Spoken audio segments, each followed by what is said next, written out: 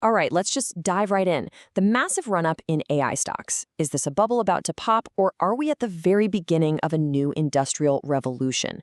It is the question on Wall Street, and today we're going to break down one analyst's incredibly bullish take on it.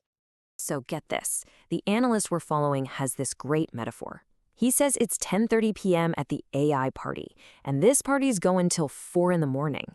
He's not just being optimistic. He's saying we're not even at the halfway point. And that one idea, well, it pretty much frames his entire outlook. The boom is just getting started. So first things first, let's frame the debate. You've got two camps, right? On one side, you have the skeptics screaming bubble. They're drawing all these parallels to the dot-com bust in the 90s. And on the other side, you have the believers who think they're seeing something way, way bigger happening. And here it is, laid out plain and simple. You've got the bear case versus the bull case. Now, our analyst, he thinks comparing this to the 90s is just a huge mistake. He is firmly in the bull camp. For him, this isn't just market hype. This is the fourth industrial revolution, something that's going to fundamentally rebuild the entire global economy. And he's not being vague either. He's putting a specific timeline on it. He's saying we're still in the early innings of a 2 to 3 year bull cycle for tech. So from where he's sitting, the runway is still incredibly long. So what's all this confidence built on? It can't just be a gut feeling, right? Right. So let's dig into the evidence, the pillars that he says are holding this entire boom up. Okay, it all starts with the hardware, the nuts and bolts. And check this out. The analyst points to this absolutely staggering imbalance. For every one AI chip available on the market, there are 10 companies lined up waiting to buy it. 10 to 1. You just don't see that kind of demand unless something truly massive is happening. And, it's not just one thing. The whole ecosystem is firing on all cylinders. You've got the hyperscalers, Microsoft, Google, Amazon, and they're spending billions more than anyone expected. That money flows straight to the chip makers. And all that new hardware, it creates this massive new playground for software companies. It's a feedback loop, and it is powerful. So, what does all this add up to? Well, he's putting a massive target on the board. NASDAQ 25,000, maybe even higher. He's directly connecting all this underlying demand to a tangible and, incredibly bullish market forecast. Now, you might be thinking, okay, but what about the tension between the US and China? Doesn't that throw a wrench in everything?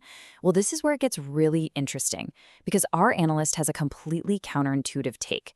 He thinks geopolitics is actually pouring gasoline on the fire. He says this whole thing between the US and China, it's not some destructive war that's going to break everything.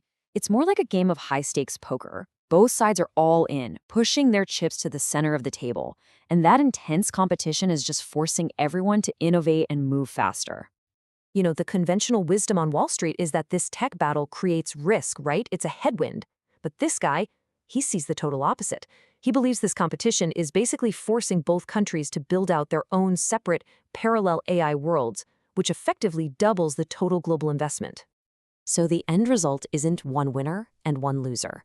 It's a global supercycle with two massive engines running at full throttle.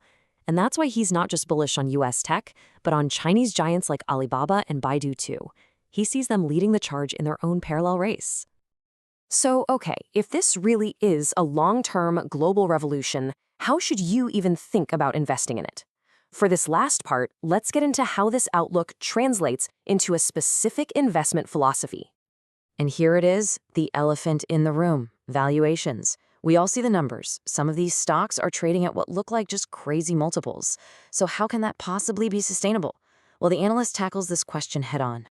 And his comeback is pretty compelling. He basically says, if you only focus on next year's earnings, you would have missed every single game-changing tech stock of the last 20 years. Every single one.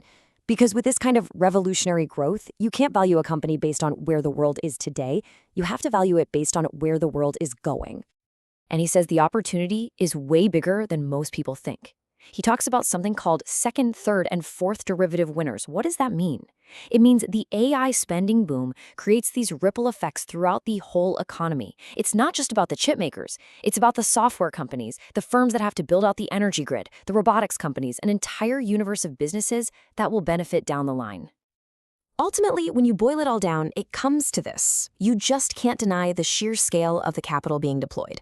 When the biggest companies in the world, governments, sovereign wealth funds, when they're all spending trillions of dollars over the next decade, that creates a trend with immense momentum.